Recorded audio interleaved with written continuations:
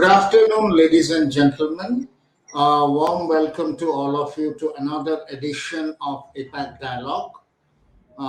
Very briefly, APAC News Network is a media organization headquartered out of Noida with a pan India presence and presence across other Asian regions like Singapore, Malaysia, and Dubai. Primarily, we focus on technology deployment across government, healthcare, education, BFSI, and other enterprise segments. So today we have with us as an eminent guest one of the top healthcare leaders of the country, Dr. Shuchin Bajaj, founder director of Ujala Cygnus Hospital. So welcome to the show, Dr. Bajaj. Thank you, sir. Thank you for having me. So maybe without further ado, we would like to start the discussion, and maybe the best way to start would be if you can take us briefly through the operational model of Ujala Cygnus Hospital and what role technology plays in that operation.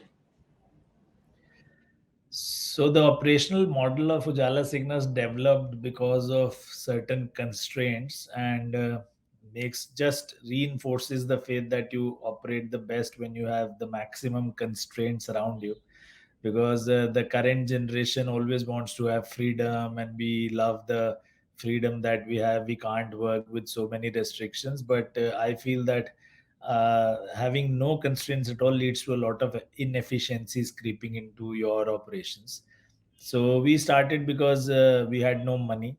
Very frankly, we come from a very resource constrained background, so started with a very small clinic, and that clinic's budgets would be like, oh, can we buy a glucometer this month, because so many diabetics come to us and we need to get their blood sugars on a real time basis instead of writing them a test and saying you get it done in your lab. But at the same time, a lot of asthmatics and COPD patients also come to us, so we should have a nebulizer also, because that's quite life saving. And we, but we can't afford to buy both in the same month, because the nebulizer is 1500 and a glucometer is 1100. So let's go for the glucometer. We'll buy the nebulizer next month. So these were the kinds of budgets we started out with, and of course, uh, as luck would have it, things happened and on the way, and now we have 16 hospitals spread across North India, still catering to the most economically challenged and geographically challenged communities, of course. But since we had no money to start with, the economic model is still very lean, very efficient. So we don't own any land and building, because in the early days we didn't have any money to buy the land and building. So we started out on rent, and we still are on rent everywhere. So we just lease out buildings, we lease out pre-existing hospitals or hotels or malls, and then try them, convert them into hospitals. Our setup costs are very, very lean. Uh, we set up fully equipped NABH accredited hospitals with equipment, plant, and machinery at par with any other big hospital that you would see in the city. I mean, we have the same cath labs, modular OTs, dialysis machines, neurosurgical setup. I mean, whatever you can speak of in a tertiary level hospital, we do everything. But the setup costs are approximately about 10% of a similar NABH accredited hospital with similar facilities. So the return on capital is assured to the investors, because we work in small towns with very geographically challenged communities and economically challenged communities. So technology has to, of course, play a very immense role in this, because there is no efficiency without technology. So we take the help of technology to substitute as many human functions as we can. The simplest part would be, say, reporting of a CT scan, which can be done technologically very easily. Even a simple thing like an ECG. So I remember in my very early days, I remember being woken up at 3 a.m. saying a patient has come up with chest pain. He's very anxious. So I'm driving at 3 o'clock from my house to the hospital, and I go there and see the ECG is absolutely normal. Patient is fine. And it's just maybe a bout of acidity. So we don't subject our consultants to these torches anymore, because we can transmit the ECG picture very very quickly to the consultant to see, to the cardiologist to see whether it's okay or not. So we have all our supply chains on the cloud, so it's very visible, very transparent. We know the cogs of cogs, we know the suppliers of suppliers. So supply chain efficiencies are very very deeply built into the technology. Then of course, keeping in touch with the patients is very important, especially if you want to reduce their cost of disease. Because if you don't keep in touch with your patients and then they get complicated, they don't control their blood sugars, for example, at home, and when they reach you they're already in kidney failure or they've developed diabetic foot or etc., so their costs of the disease are very high. So keeping in touch with the patients is something that we use technology a lot to do: teleconsultations, digital health, all the records available at the click of a button. So clinical, paraclinical, non-clinical, managerial, supply chains, all of it is deeply and innately technology enabled, because without it I don't think we'll be able to operate this large network of hospitals, clinics and digital health that we run across North India. Thank you. Thank you. So this brings us to the immediately the question, as you mentioned, and obviously, your focus has been significantly on the economically more challenged section, and so that in turn means you have to keep the hospital charges to the lowest minimum possible. Now, when you are leveraging technology, as you mentioned, across clinical, non-clinical, supply chain, across all the facets of a hospital operation, uh, so at the same time, how do you sort of um, ensure that the costs are kept down so that the expenses of the technology are not passed on to the patients? Yeah, so we work on volumes of scale. So we have various models to keep the cost down. One is, of course, scale. One is keeping our costs on as much of a fixed basis as possible, so we don't incur any variable costs. So once the revenues crosses a certain Rubicon, it then most of it starts to flow into the bottom line, because there are no variable costs to the ever increasing revenue. So if we can get a certain number of patients and a certain number of procedures, and beyond that we can do almost everything for free, and so that is where we earn our money. Of course we lose money if we don't get patients, because the costs are so low that a lower number of patients is not enough. And as I said, technology is something that we use very heavily. So and we use locally available technology, free to use technology. We still don't have an ERP or a software custom built for us yet. So we try and take things as much off the shelf and customize it according to our needs and tweak it a little bit, so that we don't buy very expensive technologies to work with us. So everything is looked at through an efficiency lens. Everything is looked at through volumes lens. Everything is looked at through how much of a difference we can make to the community and to our patients by bringing these innovations and steps towards more efficiency. So the 80/20 rule is a very good rule to follow. So we find out that we can do more than 80% of the things at just 20% of the costs, and it's only the very high level 20% of the things that really need high end machinery and high end equipment. So this is something that we follow very rigorously, that can we treat so many number of patients with these interventions and technologies, rather than just targeting a very niche segment of high paying low volume patients. So everything is looked at through all these lenses. And finally, of course, the lens that we look at is whether all this is leading to our one main purpose of patient delight, patient satisfaction, saving a patient's lives, and making sure that the patients have both very good outcomes, not just good physical outcome. That of course is a sine qua non. We have to do it. We can't have bad physical outcomes coming to patients, then of course no patients would come to us. But we also try and make sure that the patient has very good financial outcomes. It shouldn't be that we've saved his life and then he has to sell his house and his fields and his land to pay for our bills, and then once he gets out of the hospital he has nothing to do but beg on the street. So we make sure that patients have both physical as well as financial outcomes which are very favorable to them and their families. That's very nice to know about that. Another challenge here, when you are involving again all the stakeholders.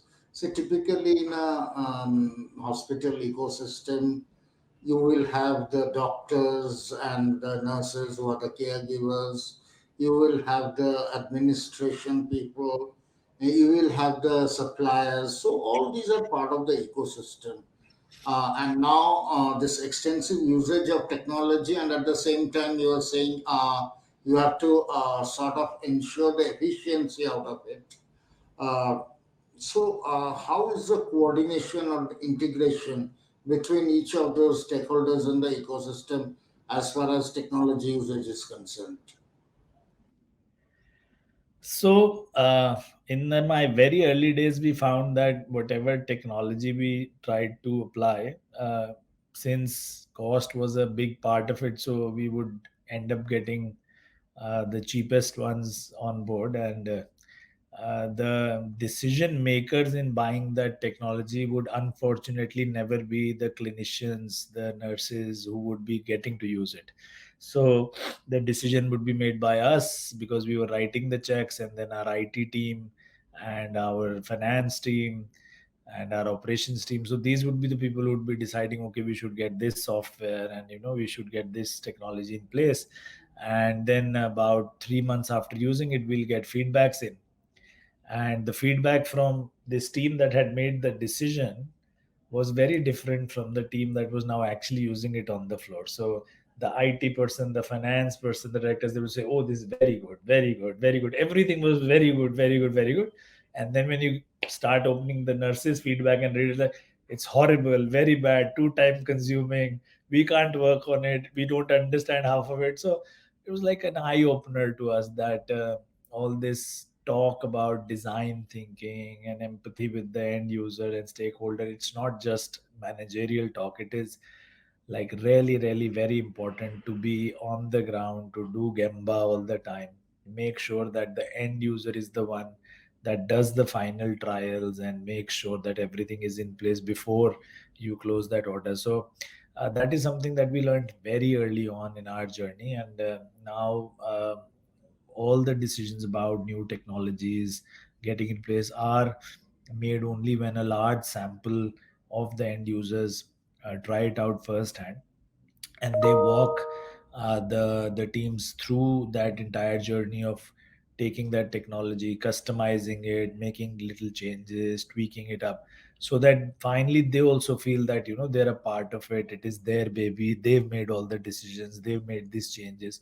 So they make this extra effort to go and adopt these technologies, because obviously change management is a difficult thing. Whenever you do something new, there will be resistance to it.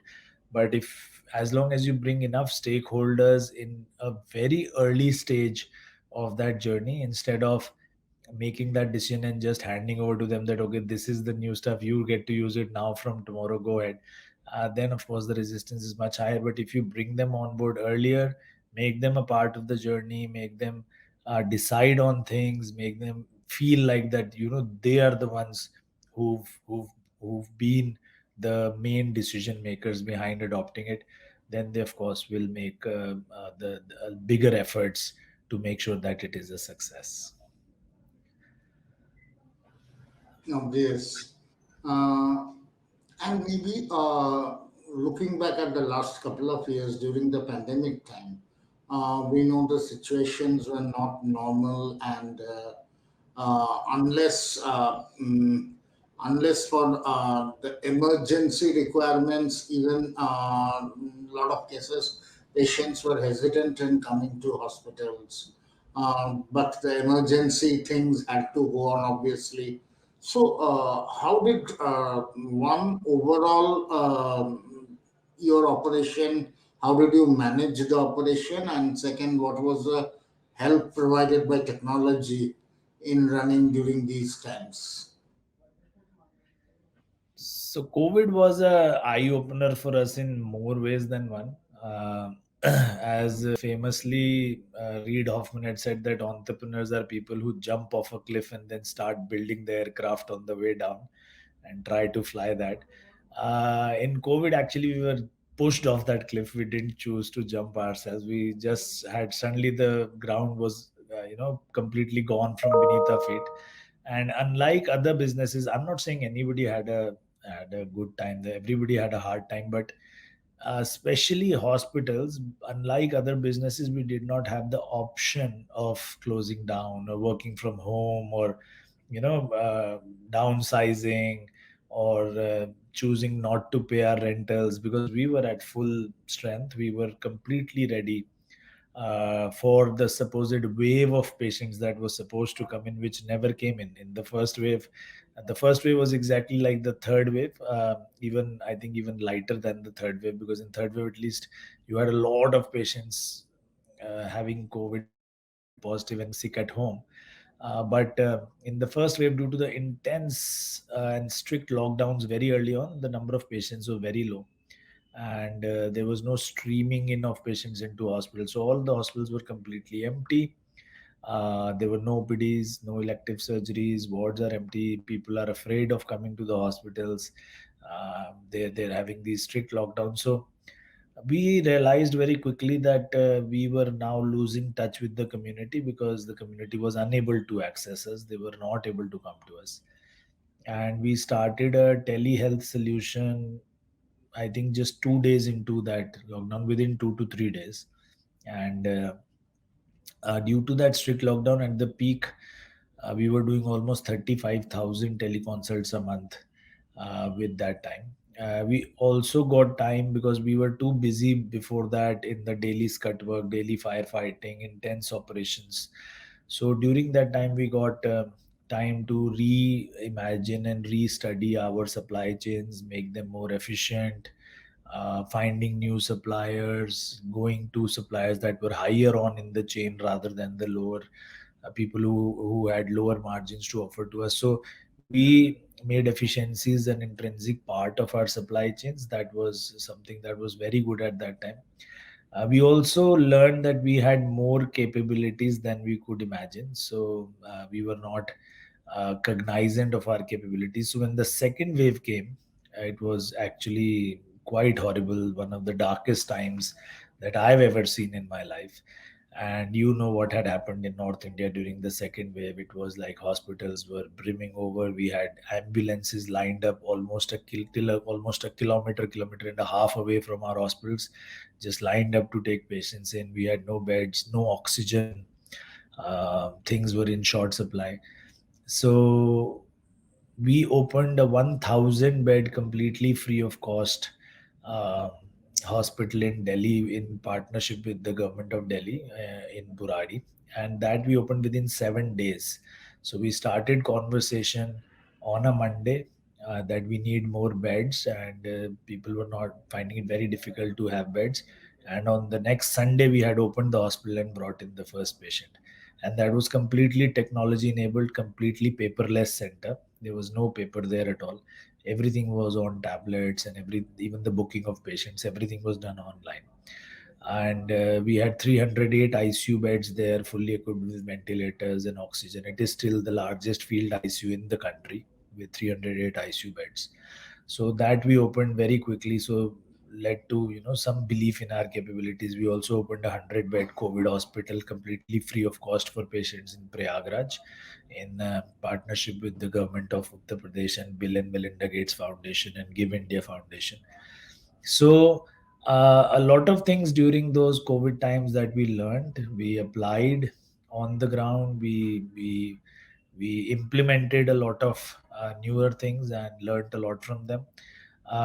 Seeing the success of our telemedicine program in the first wave, we launched a completely new vertical of digital health in the second wave, and it is now a large organization with more than 55 people working for it, and that is doing about more than 10-12,000 teleconsults a month, which are completely free of cost again. And it's called Medfo, short for medicines on phone. It's a full separate organization now working on digital health from the learnings that we had. We also launched a not-for-profit voluntary organization in partnership with many other techies and founders, which started off as a small WhatsApp group called Founders versus COVID, and now it is called Project Step One. We worked with more than 21 state governments during the COVID times. We had more than 12,000 doctors volunteering on that helpline at one time, and we did more than 10 million teleconsultations and calls with COVID patients during the last 2 years, completely free of cost for both the patients as well as the governments. So that those were some things that we used a lot of technology for. The Project Step One was like a new marketplace for doctors and patients, just like Uber is. So, which connects people with cars and people who want to travel in cars. So it was completely on your cell phone. You didn't need any call center or any office, any organization. It's still an office-less organization. There is no office, completely virtual. I mean, no office bearers. Everybody is a volunteer, and we met some of the volunteers for the first time, people who were working in the core team. We met them for the first time after COVID, when governments were calling us to felicitate us. So we were called by the Puducherry government on the Republic Day felicitation ceremony. So three core team members were there to receive that award, and all of us were meeting everyone else for the first time in our lives. So that was something that is truly technology. I mean, you could never have done it earlier. I think it was unbelievable that we had worked for 2 years, done 10 million teleconsultations, and there we were meeting each other for the first time in our lives. So that was something that was very exciting and very new in our lives. Yeah. Thanks. That sounds so interesting. So this telehealth part, so typically we have seen the telemedicine would require a lot of regulatory compliances also, especially on the medical legal front. And this was, I think, around when the lockdown happened during the first phase, when the telemedicine guidelines also from the government came up. So one part of the question is, and since as you mentioned, even the other operation that you launched was completely on this telehealth part. How far is this medical legal compliances managed? That is one part of the question, and the second part of the question is, again, as you mentioned, a large part of your patients you are addressing from a relatively economically weaker section, and some of them might not be that much tech savvy. So when they are undergoing treatment through telehealth, how do you ensure that they are able to manage?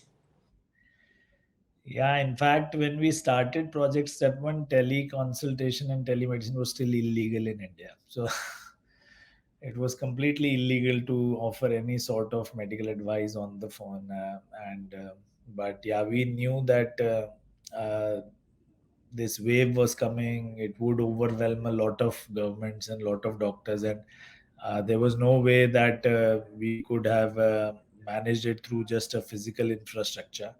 So that is how we started it, and fortunately, only 20 days later, the government did bring out the telemedicine guidelines, as you say, and we had a lot of clarity on what could be done, what not to be done. And we do a lot of trainings for all our doctors and nurses and paramedics on exactly what is possible, what is not possible. So like when we did launch Medfo, it is completely digital and telehealth focused, so it's a separate organization altogether. And we do realize that the culture of the new age digital companies is very different from what we have as a brick and mortar company. So adding four computers to Ujala Cygnus does not make it a Practo or a Pristine, right? Those are like two very different animals. So we understood that it's not that we just add four computers and bring in some people and we'll have a digital organization built.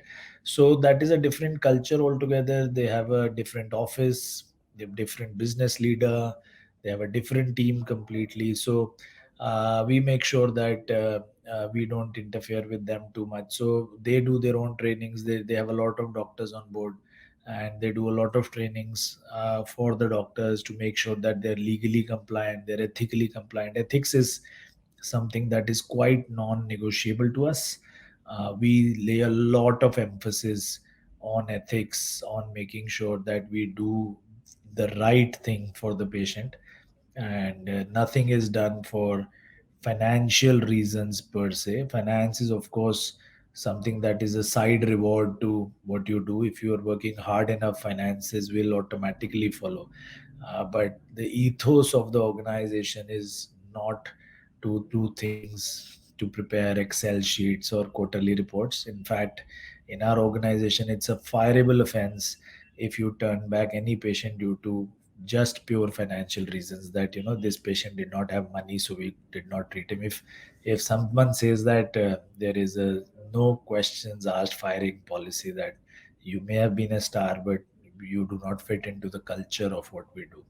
So lots of trainings, lots of repeated empathy, lots of cultural ingredient into the people who are working with us, our colleagues, our co-workers, our families. It takes a lot of effort, but of course, at the end of it, everything is worth it. Definitely. That's always there.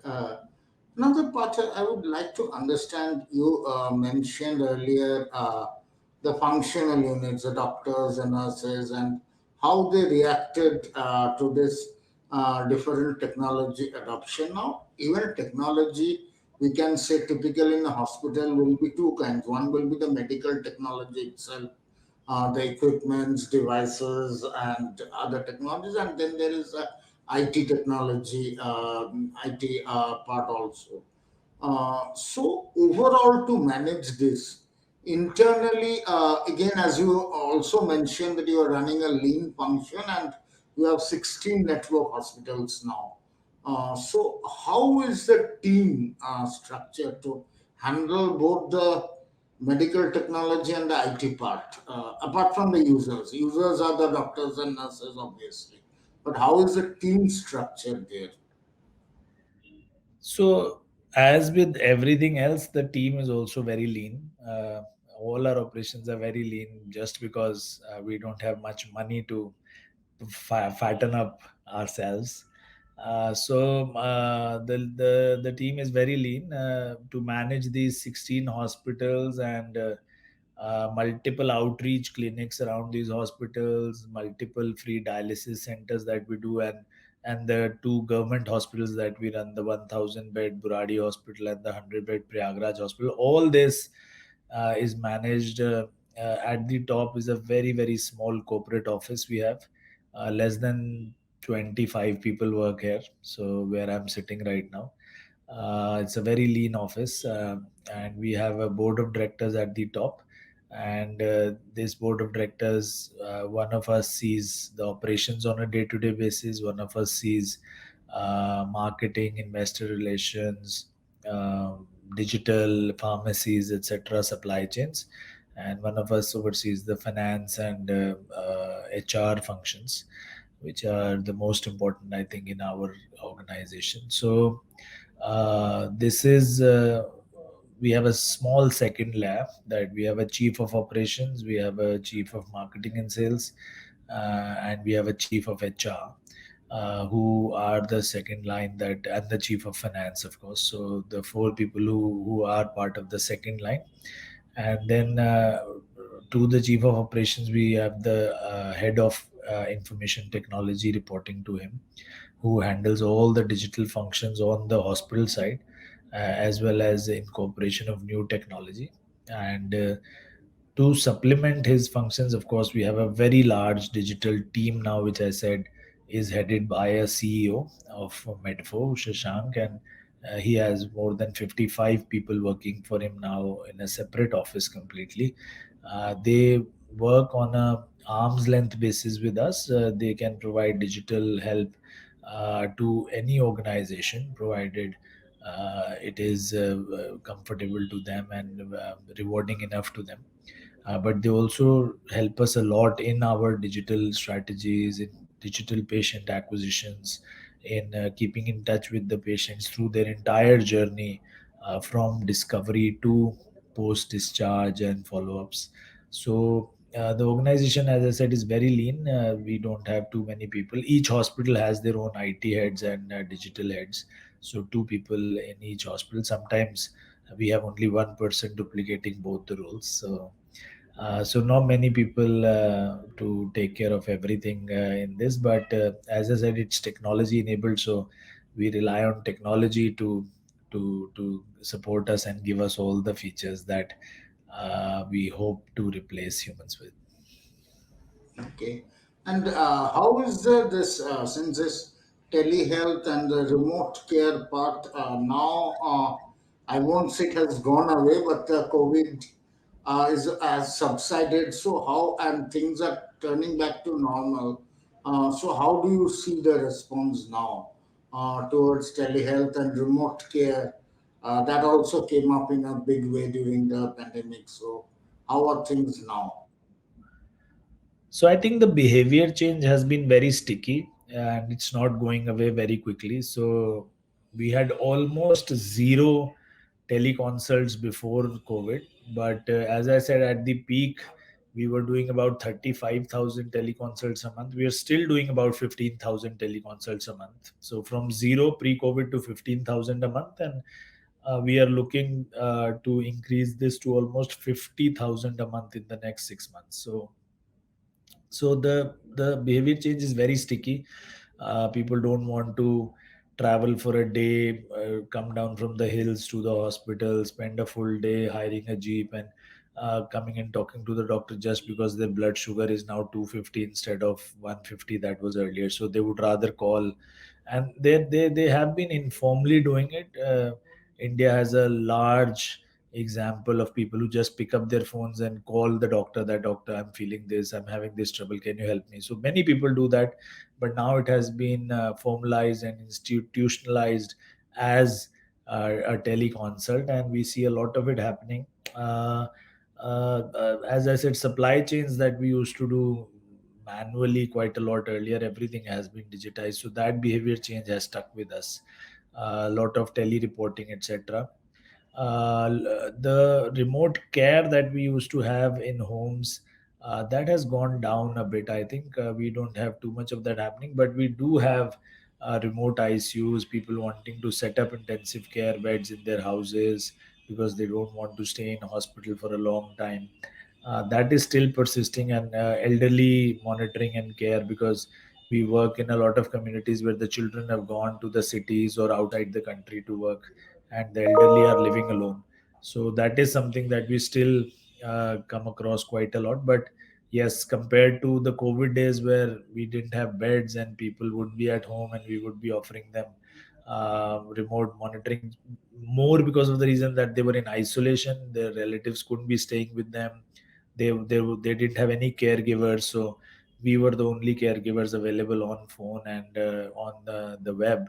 But now, with COVID having gone down, relatives and friends also act as caregivers a lot, and then talk to the doctors through teleconsults off and on, instead of the doctor being there available, every day, morning and evening, to monitor the patient. So remote care has gone down a bit, but nothing else.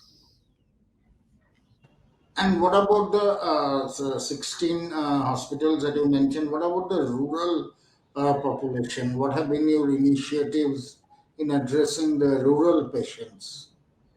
Yeah, so our teleconsults and digital health mostly works with rural patients. So we are working with the real Bharat, in contrast to most of the digital health companies and brick and mortar health companies that focus on tier 1 and cosmopolitan cities. So we have been working with the Real Bharat for ever since we started, and it's the same with our digital health offering. And that is why we go where the community is, not just geographically but technologically also. So our digital health offering is very simple. It's just a one number call. So you can just call 88569 88569. You don't need a fancy app or internet connection. Any feature phone will do. So just call the number and we will be there to answer. So our ethos is zero waiting. A doctor is always available for you, whatever time you call. And that teleconsult is always free of cost. So you can talk to a GP, MBBS doctor any time of day or night for free, as many times as you want. But of course, if you want a super specialist consultation or some critical kind of help, then of course the GP will refer you to a super specialist where you may have to pay a little bit, not too much. So, uh, as I said, we are on feature phones. We are You can call, you can reach us out on WhatsApp. So we are always there on WhatsApp. We have a WhatsApp bot to take care of you, chats with doctors available on WhatsApp calls available. So we are where the community is. The entire community is on phone and WhatsApp in North India, and we are there to serve them at that very point.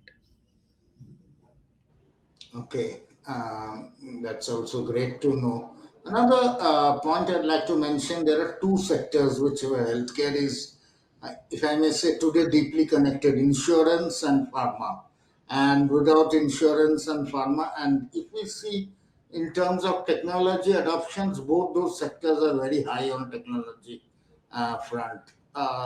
So, do you often see a challenge in terms of synchronization via technology for a hospital with insurance providers and the pharma?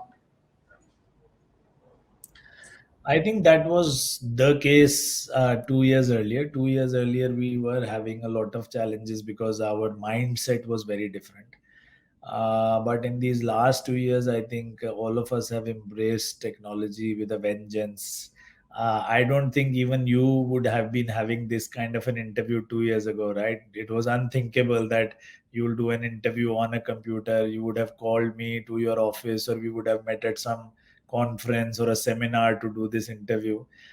So everyone has embraced technology with a vengeance. So I think now it's much more comfortable for us. So especially see schemes like the Pradhan Mantri Jan Arogya Yojana, which we call as the Ayushman Bharat scheme colloquially.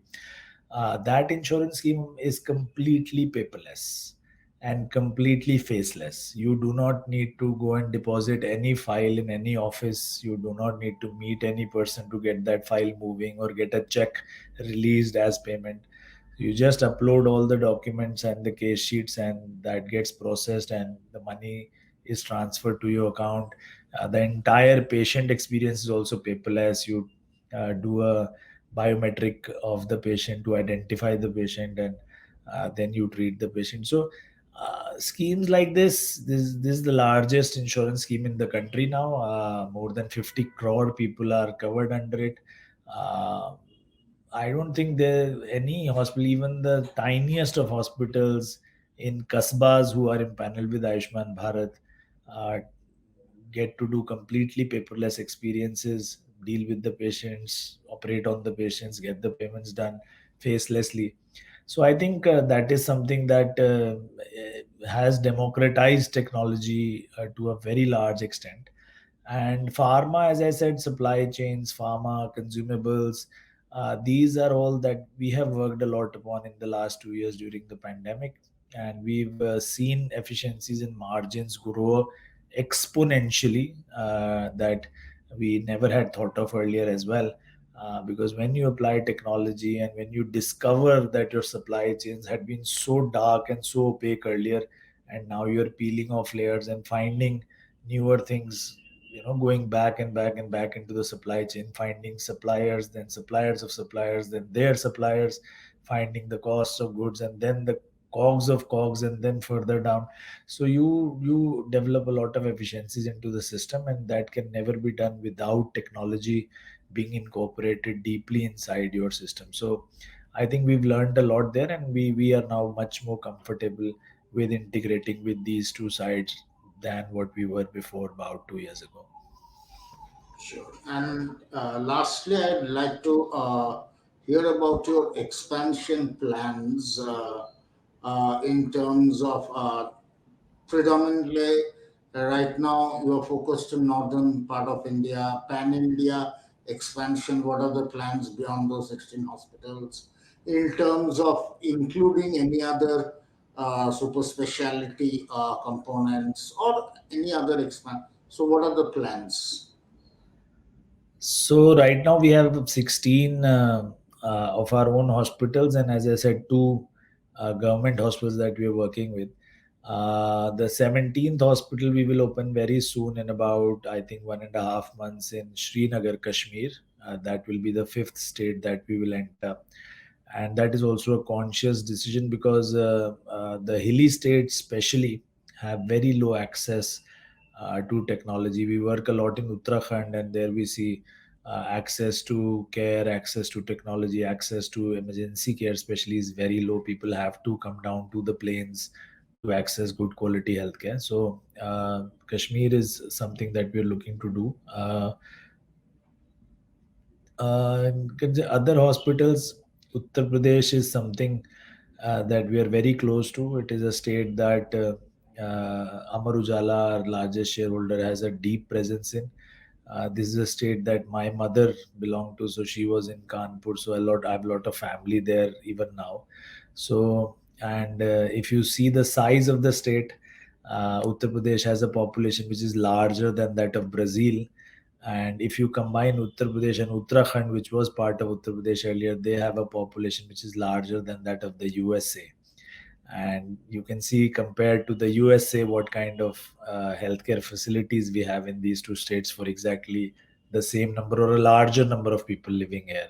So I think we have a lot of opportunity in these northern states.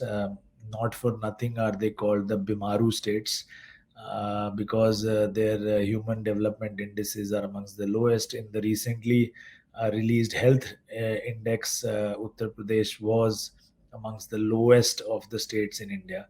So there's a lot of things to be done in healthcare access.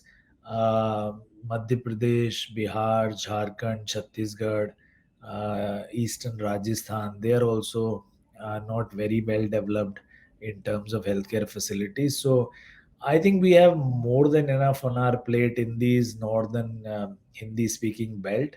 But we are not saying that we will never go to South India, even though I feel that South India is much better served in terms of healthcare access, availability of doctors, availability of good government facilities.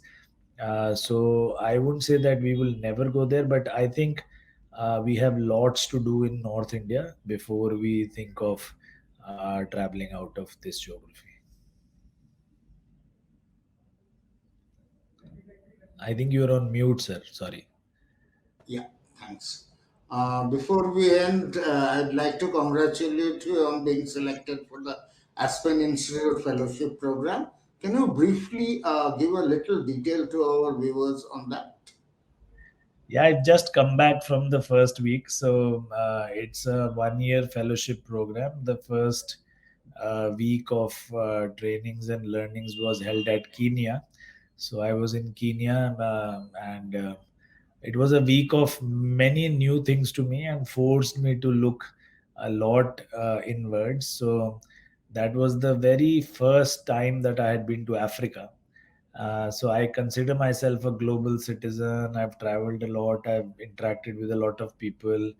But then, you have these dark spots which you don't even think of. So I realized that, this whole huge continent of Africa, which is like one of the largest places in the world, in terms of both size and population, I had never stepped my foot on it. So that was something that forced me to rethink on what else I had missed out in life and what else I was completely not even thinking about.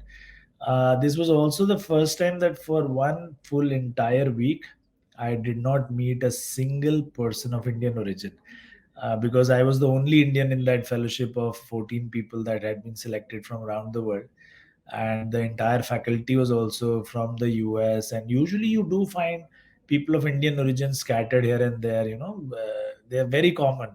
And I've been out of the country a lot of times to various fellowships, conferences, seminars. So you do find Indians, or at least people of Indian origin, who've settled down in the And in US or Kenya, UK. obviously, a lot of Yeah, in Kenya as well, there's a large population of Indian Indians. origin people, but because of the COVID regulations and the fear of creating a super spreader event, the organizers were very careful that 14 people and around a similar number of faculty and facilitators flying from across the world into that. So they tried to keep us in one hotel as much as possible, that this is a bubble that we've created. You do your RT-PCR, you negative, enter the bubble, and then you stay there. So it was the first time that I spent an entire full week without meeting even one person of Indian origin, or speaking one word of Hindi. That was something, again, which I felt was something that in my 45 years of life, it was surprising that I have lived so much outside India, traveled so much, but in fact, I was living in a silo. It's like going to your comfort food. So whenever you have Indians around, you talk to them. You have Pakistanis around at least, so you have friends. You talk in your language. You eat the same food. But here, this was something that I did not have the luxury of. But again, I think that led to opening up more. That led to expressing more. I did not have to live in those role models or constrained environments, that I was a doctor coming from India, so I had to behave in this particular way. I could be whoever I wanted to be because nobody knew me, and it was a very new environment. So that was also something that forced me to look inwards and see what else had I not been doing or had not done, which was an important part of things, and how I could go out and do this sooner than later, rather than living in this whole comfortable cocoon of my life that I had been used to for these last 45 years. Yeah. That's really exciting. Okay. Thanks a lot. Thank you for a very open and very, I would say, very interesting kind of discussion where you mentioned different facets.